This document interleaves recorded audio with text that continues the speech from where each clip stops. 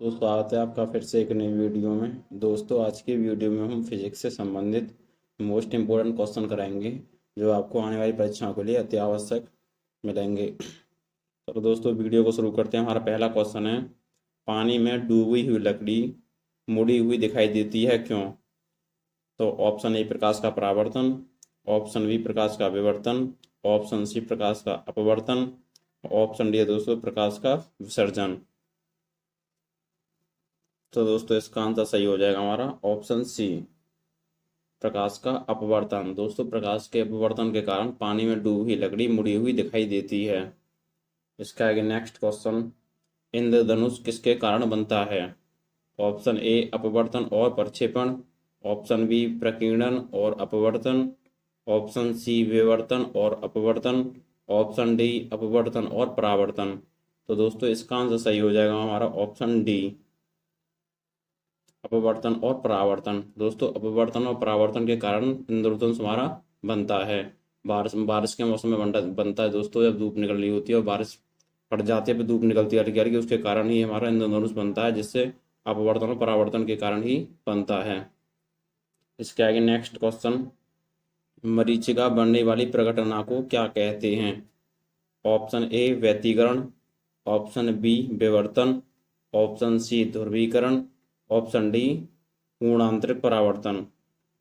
तो इसका आंसर सही हो जाएगा हमारा ऑप्शन दोस्तों डी पूर्ण आंतरिक परावर्तन। पूर्ण आंतरिक परावर्तन के कारण हमारी मरीचिका बनती है। मरीचिका जो प्रघटना जो बनती है वो पूर्ण आंतरिक परावर्तन के कारण बनती है। इसके आगे नेक्स्ट क्वेश्चन, प्रकाशीय फाइबर किस सिद्धांत पर कार्य करता है? तो ऑप्शन ए अपवर्तन, ऑप्शन बी प्रकीर्णन, ऑप्शन सी व्यतिकरण, ऑप्शन डी पूर्ण आंतरिक परावर्तन। तो इसका सही ऑप्शन हो जाएगा दोस्तों हमारा पूर्ण आंतरिक परावर्तन। पूर्ण आंतरिक परावर्तन के कारण ही प्रकाश फाइबर सिद्धांत कार्य करता है। और दोस्तों, इसके ऊपर हमने कराया था आपको, इसके ऊपर कराया था हमने मरीचिका बनने वाली प्रघटना को क्या कहते हैं। ये भी दोस्तों पूर्ण आंतरिक परावर्तन के कारण ही बन रही थी। उसके आगे दोस्तों प्रकाशीय फाइबर से किस सिद्धांत पर कार्य करता है, तो ये भी दोस्तों पूर्ण आंतरिक परावर्तन के सिद्धांत पर कार्य करता है। इसके आगे नेक्स्ट क्वेश्चन, डायोप्टर किसका मात्रक है? तो ऑप्शन ए लेंस की क्षमता का, ऑप्शन बी लेंस की फोकस दूरी का, ऑप्शन सी प्रकाश की तीव्रता का, ऑप्शन डी ध्वनि की तीव्रता का। तो इसका आंसर सही हो जाएगा दोस्तों लेंस की क्षमता, ऑप्शन ए। डायोप्टर जो मात्रक है वो लेंस की क्षमता का मात्रक है। इसके आगे नेक्स्ट क्वेश्चन, तीन मूल रंग कौन कौन से हैं? ऑप्शन ए हरा पीला लाल, ऑप्शन बी नीला पीला लाल, ऑप्शन सी नीला लाल हरा, ऑप्शन डी नीला पीला हरा। तो इसका सही आंसर हो जाएगा हमारा ऑप्शन सी नीला लाल हरा। ये दोस्तों हमारे तीन मूल रंग हैं। इसके आगे नेक्स्ट क्वेश्चन, एक अंतरिक्ष यात्री को अंतरिक्ष में आकाश कैसा दिखाई देता है? ऑप्शन ए बैंगनी, ऑप्शन बी लाल, ऑप्शन सी काला, ऑप्शन सी नीला। तो इसका सही आंसर हो जाएगा दोस्तों सी काला। एक अंतरिक्ष यात्री को अंतरिक्ष में आकाश काला दिखाई देता है। ये दोस्तों अंतरिक्ष से पृथ्वी को देखा जाए तो दोस्तों नीली दिखाई देगी, लेकिन अंतरिक्ष से ही यदि कोई व्यक्ति अंतरिक्ष में जाकर अंतरिक्ष से ही आकाश को देखा जाए तो वो काला दिखाई देगा। इसके आगे नेक्स्ट क्वेश्चन, चुंबकीय क्षेत्र का मात्रक क्या है? Option A gauss, option B weber, option C henry, option D domain. तो इसका आंसर ऑप्शन हमारा सही हो जाएगा गॉस। जो चुंबकीय क्षेत्र का जो मात्रक है दोस्तों हमारा गॉस है। इसके आगे नेक्स्ट क्वेश्चन, चुंबकीय फ्लक्स का मात्रक क्या है? Option A weber, option B gauss, option C hertz, option D tesla. तो इसका सही आंसर हो जाएगा दोस्तों वेबर। जो चुंबकीय फ्लक्स का जो मात्रक है वो हमारा वेबर है। इसके आगे नेक्स्ट क्वेश्चन, एक डोमेन में परमाणुओं की संख्या कितनी होती है? ऑप्शन ए 10 की पावर 12 से 10 की पावर 15, ऑप्शन बी 10 की पावर 15 से 10 की पावर 18, ऑप्शन सी 10 की पावर 18 से 10 की पावर 21, ऑप्शन डी 10 की पावर 21 से 10 की पावर 24। तो इसका सही आंसर हो जाएगा हमारा ऑप्शन सी। 10⁻18 से 10⁻21 एक डोनर परमाणु की संख्या होती है। इसके आगे नेक्स्ट क्वेश्चन, किस चुंबक की आकर्षण शक्ति सबसे अधिक कहाँ होती है? ऑप्शन ए दोनों किनारों पर, ऑप्शन बी मध्य में, ऑप्शन सी चुंबकीय अक्ष पर, ऑप्शन डी सभी जगह समान होती है। तो इसका सही आंसर हो जाएगा दोस्तों दोनों किनारों पर। दोस्तों दोनों किनारों पर चुंबकीय आकर्षण सबसे अधिक होता है। इसके आगे नेक्स्ट क्वेश्चन, ध्रुवों पर नमन कोण का मान कितना होता है? Option A 0 degree, option B 45 degree, option C 60 degree, option D 90 degree. तो दोस्तों इसका आंसर सही हो जाएगा डी, ऑप्शन डी। जो ध्रुवों पर नमन कोण का जो मान होता है 90 डिग्री सेल्सियस होता, 90 डिग्री होता है, सॉरी 90 डिग्री आएगा, 90 डिग्री ही होता है ध्रुवों पर नमन कोण का मान। इसके आगे नेक्स्ट क्वेश्चन, निम्नलिखित में से कौन एक अचुंबकीय पदार्थ है? ऑप्शन ए लोहा, option B nickel, option C cobalt, option D पीतल। तो दोस्तों इसका सही आंसर है हमारा पीतल। जो पीतल है दोस्तों निम्नलिखित में से एक अचुंबकीय पदार्थ है पीतल। इसके आगे नेक्स्ट क्वेश्चन, ट्रांसफॉर्मर किस सिद्धांत पर कार्य करता है?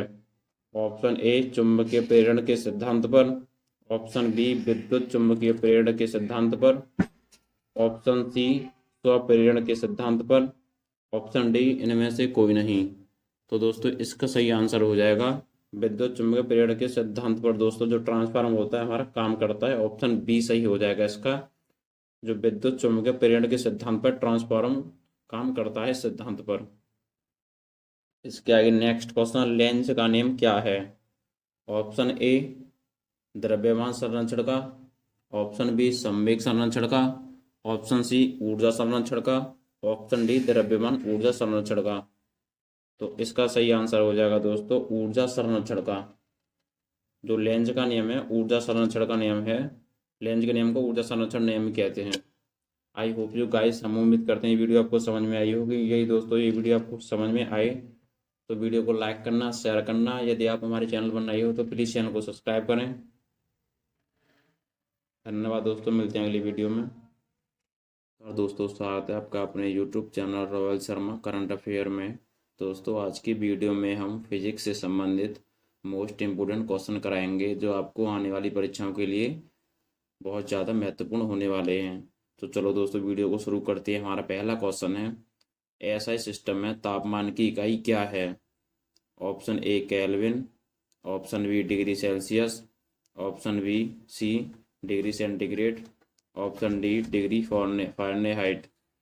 तो दोस्तों इसका सही ऑप्शन हो जाएगा ऑप्शन ए केल्विन। ऑप्शन इसका सही हो जाएगा केल्विन। ऐसा सिस्टम में तापमान की जो इकाई है या मात्रक कह सकते हैं तो वो दोस्तों ऐसा सिस्टम में तापमान का या मात्रा का इकाई है केल्विन है। इसका सही आंसर हो जाएगा ऑप्शन ए। नेक्स्ट क्वेश्चन, विकिरण पायरोमीटर में कितना तापक्रम मापा जाता है? ऑप्शन ए 100 से 250 degree Celsius, option B 100 degree Celsius, option C 250 degree Celsius से 500 डिग्री सेल्सियस, ऑप्शन डी है 800 डिग्री सेल्सियस। तो इसका सही आंसर हो जाएगा दोस्तों ऑप्शन डी। विकिरण पायरोमीटर से कितना तापमान मापा जाता है? तो हमारा नाप मापा जाता है 800 डिग्री सेल्सियस। इसके आगे नेक्स्ट क्वेश्चन, बोलोमीटर मापन की एक युक्ति है। ऑप्शन ए दाब की, ऑप्शन बी पौधों में वृद्धि की, ऑप्शन सी ऊष्मीय विकिरण की, ऑप्शन डी वायु की गति की। तो इसका सही आंसर हो जाएगा हमारा ऑप्शन सी ऊष्मीय विकिरण की। जो बोलोमीटर मापने की जो युक्ति है वो ऊष्मीय विकिरण को मापने की युक्ति है बोलोमीटर, या कह सकते हैं ऊष्मीय विकिरण मापने की युक्ति क्या है या एपरेटस क्या है या उपकरण क्या है तो बोलोमीटर है, ऐसे भी हम कह सकते हैं। इसके नेक्स्ट क्वेश्चन, आणविक संगठन के द्वारा ऊष्मा का संप्रेषण क्या कहलाता है? तो इसका ऑप्शन ए है चालन, ऑप्शन बी संवहन, ऑप्शन सी विकिरण, ऑप्शन डी प्रकीर्णन। जो आणविक संगठन के द्वारा ऊष्मा का जो संप्रेषण होता है तो वो कहलाता है हमारा संवहन। तो इसका सही आंसर हो जाएगा हमारा ऑप्शन बी। तो आपको याद रखना है, जो आणविक संगठन के द्वारा ऊष्मा का संप्रेषण जो कहलाता है वो संवहन कहलाता है हमारा। क्या कहलाता है? संवहन। इसके आगे नेक्स्ट क्वेश्चन, निम्नलिखित द्रवों में कौन सा ऊष्मा का बहुत अच्छा चालक है? ऑप्शन ए पारा, ऑप्शन बी पानी, option C ether, option D benzene. तो इसका सही ऑप्शन हो जाएगा हमारा ऑप्शन ए पारा। तो पारा सही आंसर हो जाएगा। जो निम्नलिखित द्रवों में कौन सा ऊष्मा का बहुत अच्छा चालक है? तो ऊष्मा का सबसे अच्छा चालक है वो हमारा पारा है। जो दोस्तों हमने इससे पहले वीडियो में बताया था, जो मरकरी लैंपों में यूज किया जाता है पारा कम दाब पर। इसके आगे नेक्स्ट क्वेश्चन, ठोस कपूर से कपूर वाष्प बनने की प्रक्रिया को क्या कहते हैं? या कह सकते हैं दोस्तों सॉलिड से गैस में बदलने की प्रक्रिया को क्या कहते हैं? जो सॉलिड से सीधे गैस में परिवर्तित होता है वो एक अभिक्रिया होती है। उसका आंसर हम दोस्तों इस क्वेश्चन में देंगे। तो ऑप्शन ए वाष्पीकरण, ऑप्शन बी हेमीकरण, ऑप्शन सी ऊर्ध्वपातन, ऑप्शन डी इनमें से कोई नहीं। तो इसका सही आंसर हो जाएगा दोस्तों ऊर्ध्वपातन। ठोस कपूर से कपूर वाष्प बनने की प्रक्रिया को ऊर्ध्वपातन कहते हैं। दोस्तों यहाँ तो एक एग्जाम्पल लिया है कपूर, लेकिन दोस्तों क्वेश्चन ऐसे भी हो सकता है कि सॉलिड से गैस बन डायरेक्ट ही गैस बनने की प्रक्रिया को कौन सी प्रक्रिया कहते हैं या कौन सी अभिक्रिया होती है? दोस्तों ऊर्ध्वपातन की अभिक्रिया होती है हमारी। सॉलिड से सीधे गैस में बनने की प्रक्रिया को कहते हैं ऊर्ध्वपातन प्रक्रिया। और यहाँ दोस्तों एक एग्जाम्पल कपूर ले लिया यहाँ पर। जो इसका एग्जाम्पल है सॉल्ट से सीधे गैस में बदलने की प्रक्रिया, एक एग्जाम्पल है कपूर। तो यहाँ दोस्तों कपूर का ही क्वेश्चन बना दिया है कि ठोस कपूर से कपूर वाष्प बनने की प्रक्रिया को क्या कहते हैं? तो ऊर्ध्वपातन आपको याद रखना है। इसके आगे नेक्स्ट क्वेश्चन, ताप गतिकी का प्रथम नियम सामान्यतः किससे संबंध है? ऑप्शन ए चार्ल्स नियम, ऑप्शन बी ऊर्जा संरक्षण के नियम, ऑप्शन सी ऊष्मा विनिमय के नियम, ऑप्शन डी न्यूटन के शीतलन नियम। तो इसका सही आंसर हो जाएगा दोस्तों ऑप्शन बी ऊर्जा संरक्षण के नियम से संबंधित है। ताप गतिकी का प्रथम नियम ऊर्जा संरक्षण के नियम से संबंधित है। इसके आगे नेक्स्ट क्वेश्चन, कोई पिंड ऊष्मा का सबसे अधिक अवशोषण करता है जब वह हो? ऑप्शन ए काला और खुरदरा, ऑप्शन बी सफेद और खुरदरा, ऑप्शन सी काला और मर्सण, ऑप्शन डी इनमें से कोई नहीं। मृषण भी बोलते हैं दोस्तों। तो इसका ऑप्शन सही हो जाएगा ऑप्शन ए काला और खुरदरा। कोई पिंड ऊष्मा का सबसे अधिक अवशोषण करता है जब वह हो काला और खुरदरा। दोस्तों काला और खुरदरा अपने में से कोई भी विकिरण परावर्तित नहीं करेगा, इसीलिए दोस्तों वो ज़्यादा से ज़्यादा ऊष्मा अवशोषित करता है काला और खुरदरा पिंड। इसके आगे नेक्स्ट क्वेश्चन, अशुद्धियों के कारण द्रव का क्वथनांक में क्या परिवर्तन पड़ता है? तो इसका ऑप्शन है बढ़ जाता है, ऑप्शन बी घट जाता है, ऑप्शन सी अपरिवर्तित रहता है, ऑप्शन डी इनमें से कोई नहीं। तो इसका सही आंसर होगा ऑप्शन ए बढ़ जाता है। दोस्तों अशुद्धियों के कारण द्रव का क्वथनांक, जो द्रव में अशुद्धि मिला दी जाएंगी तो दोस्तों उसका जो क्वथनांक है बॉइलिंग पॉइंट है वो बढ़ जाता है। इसके आगे नेक्स्ट क्वेश्चन, एक स्वस्थ मनुष्य का शरीर का तापमान होता है? Option A 37 degree Celsius, option B 49 degree Celsius, option C 36 degree Celsius, option D है दोस्तों 38 डिग्री सेल्सियस। यदि दोस्तों डिग्री सेल्सियस की बात की जाए तो शरीर का तापमान होता है हमारा 37 डिग्री सेल्सियस। यही दोस्तों डिग्री सेल्सियस में बात की जाए।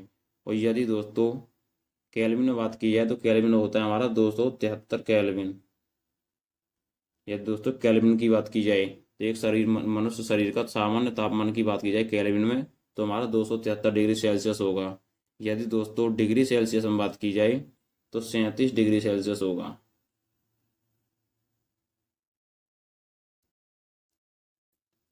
यदि दोस्तों फ़ारेनहाइट में बात की जाए तो फ़ारेनहाइट में होगा हमारा 98.6 फ़ारेनहाइट। ये एफ है दोस्तों। तो यही दोस्तों डिग्री सेल्सियस की बात की जाए तो हमारा ऑप्शन होगा 37 डिग्री सेल्सियस, ऑप्शन ए। यदि दोस्तों फ़ारेनहाइट की बात की जाए तो उसमें होगा 98.6 फ़ारेनहाइट। यदि दोस्तों केल्विन की बात की जाए, केल्विन में कितना होता है शरीर का तापमान जनरली, तो 273 डिग्री गोस केल्विन। इसके आगे नेक्स्ट क्वेश्चन की ओर चलते हैं। निम्नलिखित में से किसकी ऊष्मा धारता अधिक है? ऑप्शन ए लोहे का टुकड़ा, option B benzene, option C जल, ऑप्शन डी इनमें से कोई नहीं। तो इसका सही आंसर होगा हमारा ऑप्शन सी जल। जो जल की जो ऊष्मा धारता है इन दोनों में से, इन तीनों में सबसे अधिक है जल की ऊष्मा धारता। पहला है लोहे का टुकड़ा, option B benzene, option C जल, ऑप्शन डी इनमें से कोई नहीं। तो इसका सही आंसर हो जाएगा जल। जल की ऊष्मा धारता इन सबसे अधिक है। इसके आगे नेक्स्ट क्वेश्चन, ब्लैक बॉडी किसकी विकिरण को अवशोषित कर सकती है? ऑप्शन ए केवल निम्न तरंगदैर्घ्य, ऑप्शन बी केवल मध्यवर्ती तरंगदैर्घ्य, ऑप्शन सी केवल उच्च तरंगदैर्घ्य, ऑप्शन डी सभी तरंगदैर्घ्य। तो इसका ऑप्शन सही हो जाएगा सी, केवल उच्च तरंगदैर्घ्य का सही आंसर है ऑप्शन सी। इसके आगे नेक्स्ट क्वेश्चन की ओर चलते हैं। नेक्स्ट क्वेश्चन, ध्वनि तरंगों की प्रकृति कैसी होती है? ऑप्शन ए अनुप्रस्थ, ऑप्शन बी अनुदैर्घ्य, ऑप्शन सी अप्रगामी, ऑप्शन डी विद्युत चुम्बकीय। तो इसका सही आंसर हो जाएगा अनुदैर्घ्य।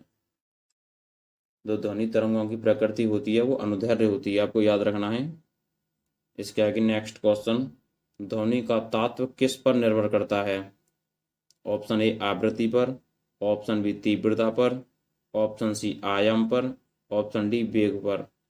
तो इसका सही आंसर हो जाएगा आवृत्ति पर। तो ध्वनि का तात्व जो निर्भर करता है वो आवृत्ति पर निर्भर करता है दोस्तों। जितनी उसकी आवृत्ति तेज होगी उतनी उसकी ध्वनि तेज होगी। तो इसीलिए इसका आंसर सही हो जाएगा ऑप्शन ए, आवृत्ति पर ध्वनि का तात्व निर्भर करता है। इसके आगे नेक्स्ट क्वेश्चन, वायु में ध्वनि का वेग लगभग कितना होता है? ऑप्शन ए 330 मीटर प्रति सेकंड, ऑप्शन बी 220 मीटर प्रति सेकंड, ऑप्शन सी 110 मीटर प्रति सेकंड, ऑप्शन डी 315 मीटर प्रति सेकंड। तो इसका सही आंसर हो जाएगा हमारा ऑप्शन ए, 330 मीटर प्रति सेकंड वायु में ध्वनि का वेग होता है। दोस्तों ये जनरली क्वेश्चन पूछ लिया जाता है कि वायु में ध्वनि का वेग कितना है, लगभग कितना है, तो 330 मीटर प्रति सेकंड के लगभग है। इसके आगे नेक्स्ट, दोस्तों आपका बहुत बहुत स्वागत है फिर से एक नई वीडियो में। दोस्तों आज की वीडियो में हम फिजिक्स से संबंधित मोस्ट इम्पोर्टेंट क्वेश्चन कराएंगे जो आने वाली परीक्षाओं के लिए आवश्यक होंगे। तो चलो दोस्तों वीडियो को शुरू करते हैं। हमारा पहला क्वेश्चन है, मैक अंकों का प्रयोग किसके वेग संबंध में किया जाता है? ऑप्शन ए ध्वनि का, ऑप्शन ई जलयान का, ऑप्शन सी वायुयान का, ऑप्शन डी अंतरिक्ष यान का। तो इसका सही आंसर हो जाएगा ऑप्शन सी, मैक अंकों का प्रयोग वायुयान के वेग संबंध में किया जाता है। यह क्वेश्चन है हमारा दोस्तों, मैक अंकों का प्रयोग किसके वेग संबंध में किया जाता है? ऑप्शन सी वायुयान के संबंध में, वेग संबंध में किया जाता है मैक अंकों का प्रयोग। इसका आगे नेक्स्ट क्वेश्चन, साधारण बातचीत में ध्वनि की तीव्रता कितनी होती है? तो दोस्तों ऑप्शन ए हमारा 20 से 30 डेसिबल, ऑप्शन बी 30 से 40 डेसिबल, ऑप्शन सी 50 से 60 डेसिबल, ऑप्शन डी 90 से 100 डेसिबल। तो इसका सही आंसर होगा दोस्तों हमारा ऑप्शन सी, 30 से 40 डेसिबल। साधारण बातचीत में ध्वनि की तीव्रता कितनी होती है? 30 से, ऑप्शन बी 30 से 40 डेसिबल होती है साधारण तीव्रता। जो साधारण बातचीत हम करते हैं उसकी ध्वनि की जो तीव्रता होती है 30 से 40 डेसिबल होती है। इसके आगे नेक्स्ट क्वेश्चन, ध्वनि का प्रभाव मानव के कान में कितने समय तक रहता है? Option A 1/5 second, option B 1/10 second, option C 1/20 second, option D 1/2 second. सही आंसर ऑप्शन बी 1/10 सेकेंड। तो ध्वनि का प्रभाव है मानव के कान में 1/10 सेकेंड तक रहता है। इसके आगे नेक्स्ट क्वेश्चन, स्टेथोस्कोप ध्वनि के किस सिद्धांत पर कार्य करता है? ऑप्शन ए परावर्तन, ऑप्शन बी अपवर्तन, ऑप्शन सी विवर्तन, ऑप्शन डी ध्रुवण। सही आंसर ऑप्शन ए परावर्तन। स्टैटोध्वनि के किस सिद्धांत पर कार्य करता है? स्टैटोध्वनि किस सिद्धांत पर कार्य करता है? सही आंसर ऑप्शन ए परावर्तन। परावर्तन के सिद्धांत पर स्टेथोस्कोप ध्वनि काम करता है। इसके आगे नेक्स्ट क्वेश्चन, रडार की कार्यप्रणाली किस सिद्धांत पर आधारित होती है? ऑप्शन ए रेडियो तरंगों का अपवर्तन, ऑप्शन बी रेडियो तरंगों का परावर्तन, ऑप्शन सी डॉपलर प्रभाव, ऑप्शन डी डोमन प्रभाव। सही आंसर रेडियो तरंगों का परावर्तन। तो रेडियो तरंगों का परावर्तन है, रडार कार्यप्रणाली काम करती है इस सिद्धांत पर, रेडियो तरंगों का परावर्तन के सिद्धांत पर रडार की कार्यप्रणाली कार्य करती है। इसके आगे नेक्स्ट क्वेश्चन, कौन सी तरंग शून्य के संचरण पर, क्वेश्चन है कौन सी तरंग शून्य के संचरण नहीं कर सकती है? कौन सी तरंग है जो शून्य में संचरण नहीं कर सकती है? तो इसके ऑप्शन है, ऑप्शन ए प्रकाश, ऑप्शन बी ऊष्मा, ऑप्शन सी ध्वनि, ऑप्शन डी इलेक्ट्रोमैग्नेटिक। सही आंसर ऑप्शन सी ध्वनि। जो ध्वनि है शून्य में संचरण नहीं कर सकती है। इसके आगे नेक्स्ट क्वेश्चन, परमाणु में प्रोटॉन कहाँ रहते हैं? ऑप्शन ए नाभिक के भीतर, ऑप्शन बी नाभिक के बाहर, ऑप्शन सी कक्षक में, ऑप्शन डी नाभिक और कक्षक दोनों में। सही आंसर नाभिक के भीतर परमाणु में प्रोटॉन पाए जाते हैं। दोस्तों ये हमारा नाभिक होता है परमाणु के अंदर, गैस करके बना हुआ होता है, तो इसमें हमारे प्रोटॉन प्लस न्यूट्रॉन पाए जाते हैं हमारे नाभिक के अंदर। जो इलेक्ट्रॉन होते हैं दोस्तों, इलेक्ट्रॉन होते हैं, ये हमारा नाभिक हो गया, इसके आसपास ऐसा करके कक्षक बनी होती हैं, उनमें हमारे इलेक्ट्रॉन पाए जाते हैं। तो आपको याद रखना है, जो परमाणु के में प्रोटॉन पाए जाते हैं वो नाभिक के भीतर पाए जाते हैं। यही दोस्तों न्यूट्रॉन की भी बात की जाती तो वो भी दोस्तों नाभिक के भीतर पाया जाता, लेकिन दोस्तों इलेक्ट्रॉन की बात की जाती वो नाभिक के बाहर पाए जाते हैं, कक्षक में इलेक्ट्रॉन। इसके आगे नेक्स्ट क्वेश्चन, लेजर बीम सदा कैसी होती है? ऑप्शन ए अभिसारी बीम, ऑप्शन बी अपसारी बीम, ऑप्शन सी समांतर बीम, ऑप्शन डी शुरू में समांतर और बाद में अपसारी। तो हमारा सही आंसर हो जाएगा ऑप्शन डी, लेजर बीम जो सदा होती है शुरू में समांतर होती है और बाद में अपसारी होती है। इसके आगे नेक्स्ट क्वेश्चन, ऐसे परमाणु जिनके परमाणु क्रमांक समान परंतु परमाणु द्रव्यमान अलग अलग होते हैं वह क्या कहलाते हैं? दोस्तों जिनके परमाणु क्रमांक तो समान होते हैं लेकिन उनके परमाणु द्रव्यमान अलग अलग होते हैं वह क्या कहलाते हैं? तो ऑप्शन है हमारा समस्थानिक, ऑप्शन बी सॉरी दोस्तों पहला है ऑप्शन ए संभारिक, ऑप्शन बी समस्थानिक, option C isobar, option D इनमें से कोई नहीं। सही आंसर समस्थानिक। ऐसे परमाणु जिनके परमाणु क्रमांक समान और परंतु परमाणु द्रव्यमान अलग अलग होते हैं वह हमारे कहलाते हैं समस्थानिक। ऑप्शन बी सही हो जाएगा। नेक्स्ट क्वेश्चन, न्यूट्रॉन की खोज किसने की? क्वेश्चन है हमारा, न्यूट्रॉन की खोज किसने की? ऑप्शन है Rutherford, option B Thomson, option D Chadwick, option D neutron. सही आंसर, तो न्यूट्रॉन की खोज की थी दोस्तों चैडविक ने की थी, तो याद रखना है। और दोस्तों थॉमसन ने इलेक्ट्रॉन की खोज की थी और प्रोटॉन की खोज दोस्तों रदरफोर्ड ने की थी। थॉमसन ने इलेक्ट्रॉन की खोज, चैडविक ने न्यूट्रॉन की खोज और डी न्यूट्रॉन। सही आंसर हो जाएगा चैडविक। नेक्स्ट क्वेश्चन की ओर चलते हैं। नेक्स्ट क्वेश्चन, निम्नलिखित में से अस्थायी कौन सा है? दोस्तों यहाँ पर पूछा गया है कि निम्नलिखित में से अस्थायी कौन सा है या कौन सा है? Option A proton, option B electron, option C neutron, option D alpha कण। सही आंसर न्यूट्रॉन। जो न्यूट्रॉन हमारा निम्नलिखित में से अस्थायी है वो हमारा न्यूट्रॉन है, तो ऑप्शन सी सही है इसका। नेक्स्ट, पॉजिट्रॉन की खोज किसने की थी? Option A Rutherford, option B Thomson, option C Anderson, option D Chadwick. सही आंसर एडरसन। जो पॉजिट्रॉन की खोज की थी वो दोस्तों हमारे एडरसन ने की थी। दोस्तों पहले ही हमने ये क्वेश्चन क्लियर कराया था आपका। रदरफोर्ड की खोज दोस्तों प्रोटॉन की खोज रदरफोर्ड ने की थी, इलेक्ट्रॉन की खोज थॉमसन ने की थी और न्यूट्रॉन खोज चाणक्य ने की थी। ये तो आपके चारों ऑप्शन आपको क्लियर करा दिए।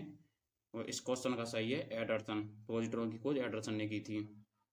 नेक्स्ट क्वेश्चन, इलेक्ट्रॉन की खोज किसने की थी? दोस्तों इसका ही पहले हमने आंसर दे चुके हैं आपको, फिर भी एक बार करा रहे हैं। इसका ऑप्शन है Thomson, option B James Watt, option C Galileo, option D Rutherford. Thomson इसका सही हो जाएगा, इलेक्ट्रॉन की खोज थॉमसन ने की थी। इसके आगे नेक्स्ट, एक भारी नाविक के दो हल्के नाविकों में टूटने की प्रक्रिया को क्या कहते हैं?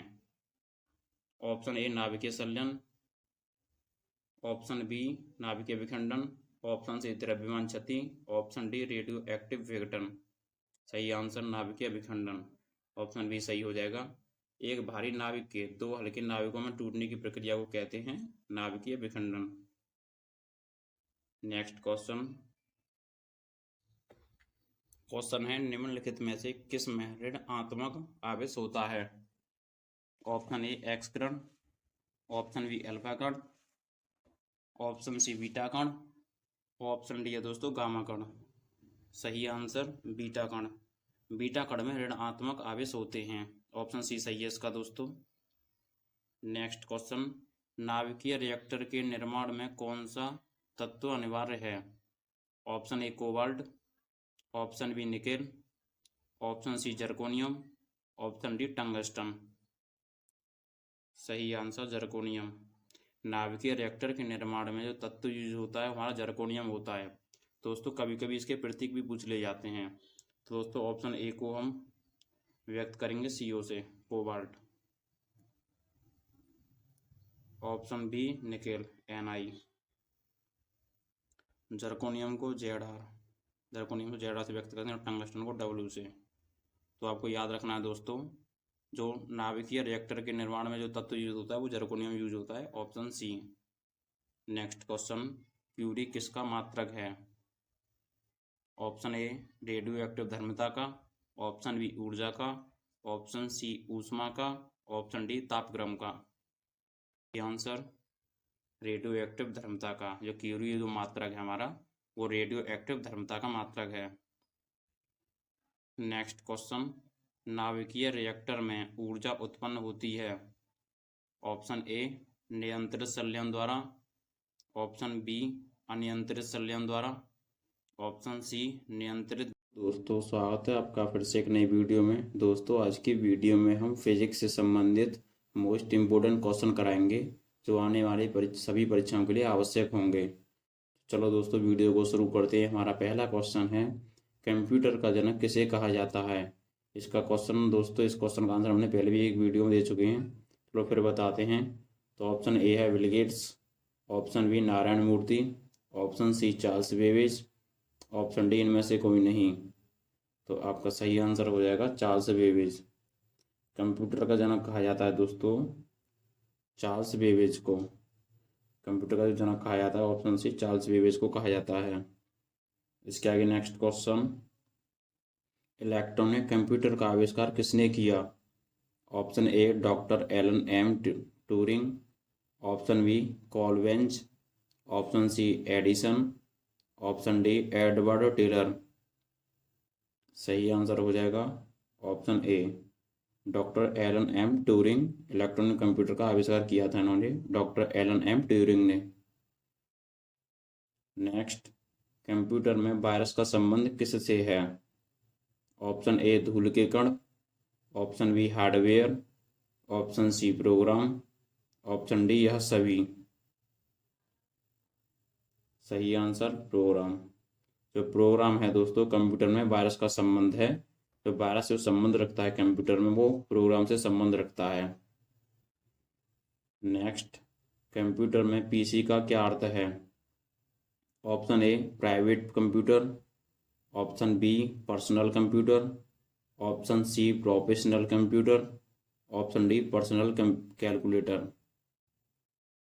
सही answer option B personal computer. जो कंप्यूटर में दोस्तों जो पीसी का अर्थ है पर्सनल कंप्यूटर है। क्या दोस्तों पीसी का फुल फॉर्म भी बोल सकते हैं ऐसे कि पीसी का फुल फॉर्म क्या है, पूर्ण रूप क्या है? तो पर्सनल कंप्यूटर दोस्तों पीसी का फुल फॉर्म है, और कंप्यूटर में पीसी का अर्थ भी पर्सनल कंप्यूटर से है। नेक्स्ट क्वेश्चन, कंप्यूटर की सभी मशीनरी तथा उपकरण को क्या कहा जाता है? Option A hardware, option B software, option C chips, option D electronic उपकरण।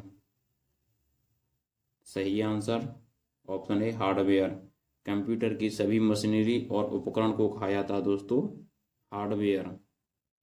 ऑप्शन ए सही है इसका। नेक्स्ट, सीपीयू का क्या तात्पर्य है? Option A control processing unit, option B central processing unit, option C current processing unit, option D इनमें से कोई नहीं। सही answer central processing unit, option B सही है आपका। सीपीयू का जो तात्पर्य है या सीपीयू का फुल फॉर्म है सेंट्रल प्रोसेसिंग यूनिट है।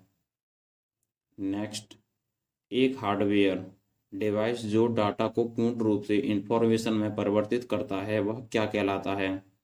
क्वेश्चन दोबारा सुनिए दोस्तों, एक हार्डवेयर डिवाइस जो डाटा को पूर्ण रूप से इंफॉर्मेशन में परिवर्तित करता है वह क्या कहलाता है?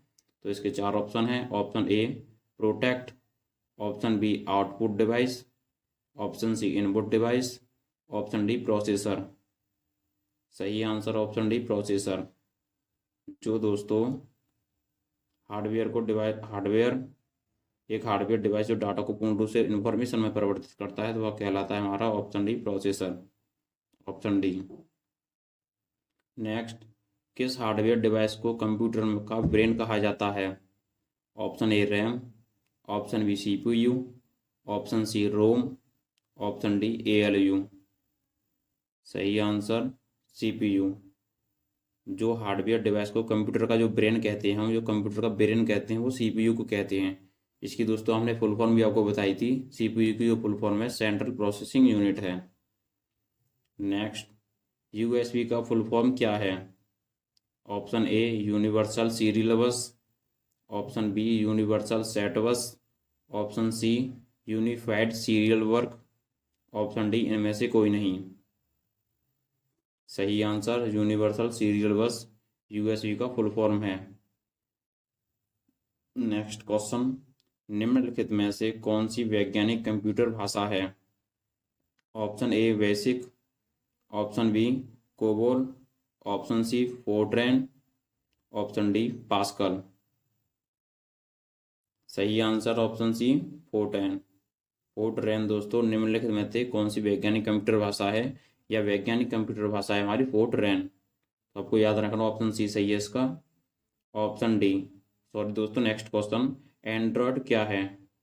Option A operating system, option B application, option C interface, option D software. सही answer option A operating system है। एंड्रॉयड जो है दोस्तों हमारा एक ऑपरेटिंग सिस्टम है। इसके आगे नेक्स्ट क्वेश्चन, www का पूर्ण रूप क्या है?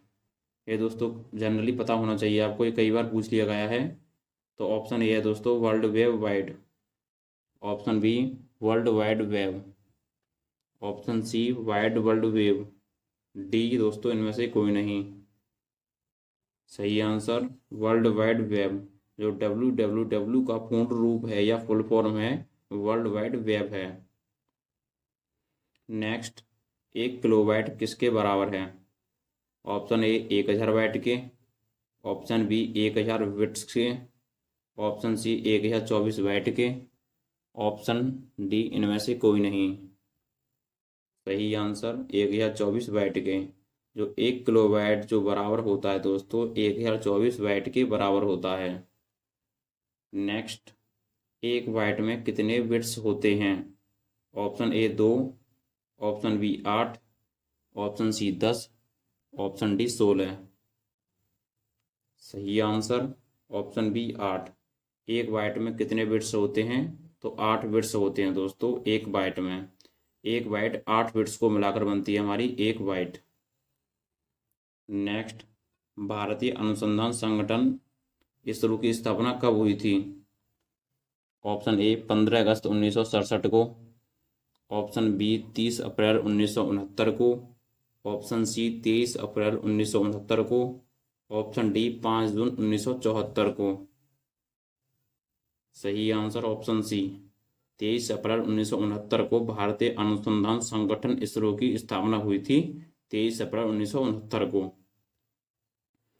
नेक्स्ट, रॉकेट ईंधन में प्रयोग किया जाने वाला मानव निर्मित रबर है। Option A thiokol, option B isoprene, option C neoprene, option D PVC. सही आंसर नियोप्रीन। जो नियोप्रीन है दोस्तों, रॉकेट ईंधन में प्रयोग किए जाने वाला मानव निर्मित रबर है नियोप्रीन। इसके आगे नेक्स्ट क्वेश्चन, आर्यभट्ट का प्रक्षेपण कब किया गया था? जो आर्यभट्ट है दोस्तों, जो दोस्तों उपग्रह आर्यभट्ट उपग्रह है जो सर्वप्रथम ऊपर भेजा गया था आर्यभट्ट, ये कब भेजा गया था? तो इसमें नीचे ऑप्शन है 19 अप्रैल 1975 को, ऑप्शन बी 6 दिसंबर 1957 को, ऑप्शन सी 31 जनवरी 1958 को, ऑप्शन डी 2 अक्टूबर 1980 को।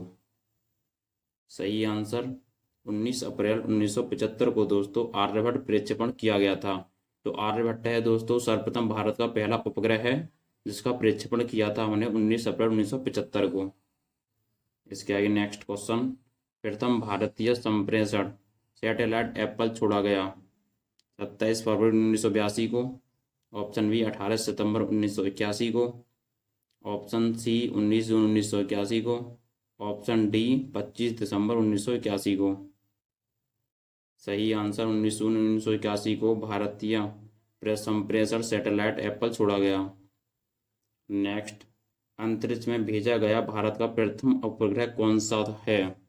जो अंतरिक्ष में भेजा गया भारत का प्रथम उपग्रह है दोस्तों, इसका पहले आंसर दिए पहले वाले क्वेश्चन में, तो दोबारा बताते हैं। हमारा ऑप्शन है Bhaskar, option B Aryabhata, option C April, option D Rohini. सही आंसर ऑप्शन बी आर्यभट्ट अंतरिक्ष में भेजा गया भारत का प्रथम उपग्रह है। और दोस्तों कब भेजा गया था? तो 23 अप्रैल 1969 को ये भेजा गया है।